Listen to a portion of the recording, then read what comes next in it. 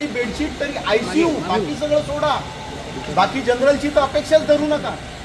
आणि असं आहे का की बाबा तुमच्याकडे कपडे नाही आहेत, तुमच्याकडे बेडशीट नाही आहेत, सगळं स्टॉकमध्ये पडलेलं आहे, पण लोकांना तुम्ही देत नाही, घरून आणायला सांगतात आपले कर्मचारी. अरे काय चाललंय? हे पेशंटला चेक करायला डॉक्टर जातात 2 दिवसातनं 2दा, त्यांना पण कळत नाही कुठल्या पद्धतीने आपण काम चालवतोय. धुळीचं किती साम्राज्य दाखवताना ही क्वार्टर कोणी टाकली हे बघा, हे दिसतंय तुम्हाला? हे काय मलम आहे, काय आहे, सगळेच्या सगळे फेकून दिलेले. एक्सपायर झालं तुम्ही येणार तर डायरेक्ट फेकून द्यायचं, बरोबर. इथे तीच हे बघा, हे प्लास्टिक पडलेलं ना, याच्यामध्ये किती औषध असेल माहिती नाही, बरोबर. वाटल्या थंड करून देण्याच्या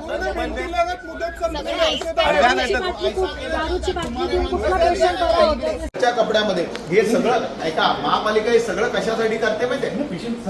हायजीनसाठी करतो. बाहेरून आलेला कपडा, बाहेरून आलेले बेडशीट, चादर हे इन्फेक्शन घेऊन येऊ शकतात आयसीयू मध्ये. त्या आयसीयूच्या पेशंटलाच तुम्ही घरून कपडे आणायला सांगता. कोण कुठल्या परिस्थितीमध्ये राहतोय कोणाला माहिती आहे का? हायजीन मेंटेन करण्यासाठी महापालिका स्वतः देते, कुठलंही हॉस्पिटल, महापालिका असं नाही, बरोबर. अशा वेळेला त्याला तुम्ही घरून आणायला सांगता आणि विदाऊट बेडशीट आणि चादरीच्या त्या पेशंटला तिकडे झोपवता, तो घरून घेऊन येतो. त्याचं कुठलं हायजीन? इतरांना इन्फेक्शन नाही होत.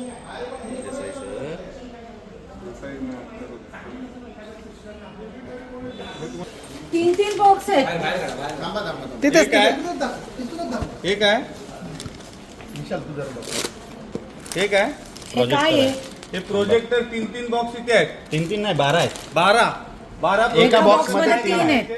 बाकी आपल्या एवढं डिजिटलायझेशन चालू आहे, तर VC किंवा कोणत्या तरी शाळेला द्या ना. जर तुम्हाला त्याची किंमत 1 लाख या प्रोजेक्टरची किंमत किती? जवळपास 1.25 कोटीचे गेली 4 वर्षे